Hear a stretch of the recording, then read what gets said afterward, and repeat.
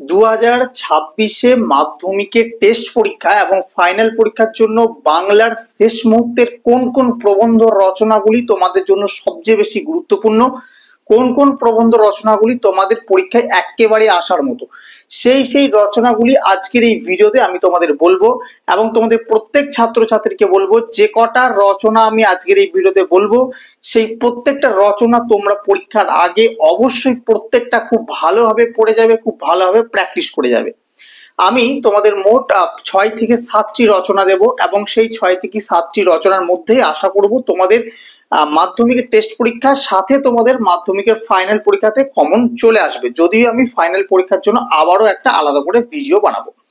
তো তোমাদের আজকের এই ভিডিও শুধুমাত্র আমি প্রবন্ধ রচনার উপর সাজেশন দেবো এবং তার পরবর্তী আরো ভিডিও আমি আনবো এবং সেখানে তোমাদের সংলাপ, প্রতিবেদন, এগুলো রচনা তোমাদের সাজেশন আমি বলে দেবো। তো কোন কোন রচনা তোমাদের করতে হবে, প্রবন্ধ রচনা কোনগুলো করতে হবে যাতে তোমরা 10-এ 10 এই জায়গা থেকে কমন পেয়ে যাও, অর্থাৎ এই অংশ থেকে তোমরা 10 নম্বর সম্পূর্ণভাবে নিশ্চিতভাবে একেবারে কমন পেতে পারো। তো দেখো, প্রথমেই আমি বলবো যে বিজ্ঞান সম্বন্ধীয় কিছু রচনা করতে। কি কি রচনা করতে হবে? দুটি রচনা আমি মাত্র বলবো এবং সেই দুটো রচনা থেকেই তোমরা কিন্তু কমন পেয়ে যাবে। কি কি রচনা? প্রথম রচনা হচ্ছে প্রতিদিনের জীবনে বিজ্ঞান। এই প্রশ্নটাই আবার তোমাদের এভাবেও ঘুরিয়ে দিতে পারে, বিজ্ঞানের ভালো ও মন্দ। আবার এভাবেও ঘুরিয়ে দিতে পারে, বিজ্ঞান আশীর্বাদ না অভিশাপ, অথবা আধুনিক জীবনে বিজ্ঞান। এইভাবে এই একটা রচনাকে ঘুরিয়ে দিতে পারে, নানান নামে দিতে পারে। তো প্রত্যেকটার যে উত্তর, সেই প্রত্যেকটা উত্তর কিন্তু একই হবে। এর পরবর্তী বিজ্ঞান নিয়ে তোমরা আরো একটা পড়বে যেটা ভীষণ গুরুত্বপূর্ণ, সেটা হচ্ছে বিজ্ঞান ও কুসংস্কার, অথবা বিজ্ঞান বনাম কুসংস্কার, অথবা বিজ্ঞান মনস্কতা ও কুসংস্কার। এটাকেই ঘুরিয়ে দেবে কুসংস্কার প্রতিরোধে সমাজের ভূমিকা, ছাত্র সমাজের ভূমিকা। তো এই চারটি যে নাম বললাম, সেই চারটি যে রচনার নাম, সেই রচনাটা কিন্তু একই, তোমাদেরকে ঘুরিয়ে বা নামটাকে চেঞ্জ করে রচনার এগুলো দিতে পারে। সুতরাং তুমি একটাই মুখস্থ করলে তুমি এই 4-5টার মধ্যে যেটাই দেখ না কেন তুমি কিন্তু করে উঠতে পারবে।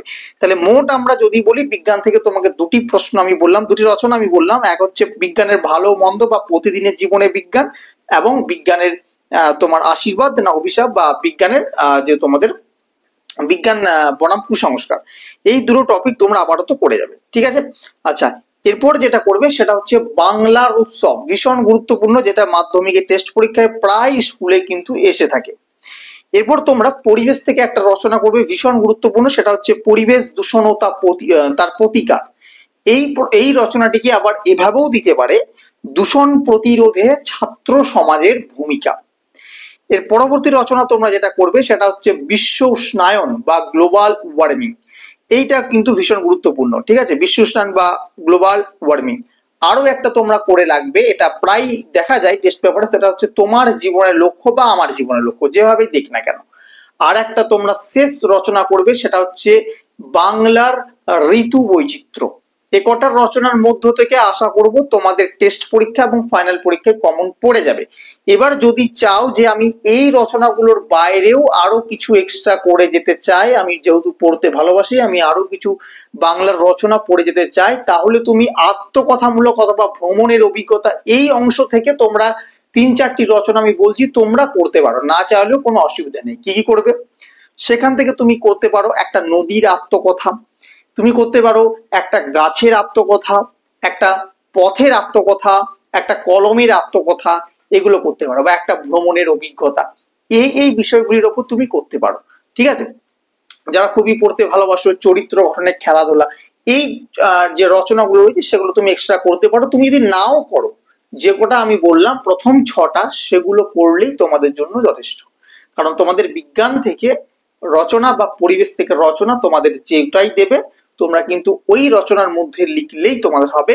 কারণ সেই জায়গার মধ্যে বা সেই রচনার পয়েন্টের মধ্যে অবশ্যই মানে তোমার রচনার মধ্যে সেই পয়েন্টগুলো ঢুকে যাবে। এবং প্রত্যেক ছাত্রছাত্রীকে বলবো, যখন তোমরা রচনাগুলো লিখবে প্রত্যেকটা কিন্তু ভূমিকা উপসংহার সাথে তোমরা কিন্তু প্রত্যেকটা পয়েন্ট করে করে লিখবে। যত বেশি সংখ্যক পয়েন্ট বাড়াবে ততটাই ভালো, ঠিক আছে? অনেকেই শুধুমাত্র ভূমিকা উপসংহার 1টা কি 2টো পয়েন্ট দেয়, অনেকে দেয়ও না।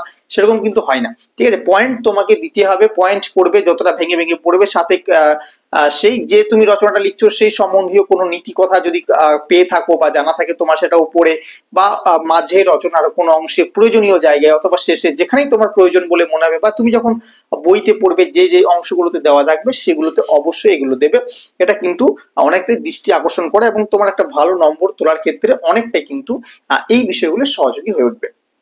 তো এই ছিল আজকের বাংলার শেষ মুহূর্তের প্রবন্ধ রচনার সাজেশন। কেমন লাগলো ভিডিওটি অবশ্যই জানাবে, ভিডিওটি ভালো লাগলে অবশ্যই কিন্তু লাইক করবে, শেয়ার করবে, আর আমাদের এই চ্যানেলে যদি তোমরা নতুন দর্শক হয়ে থাকো চ্যানেলটিকে সাবস্ক্রাইব করতে কিন্তু একেবারে ভুলবে না।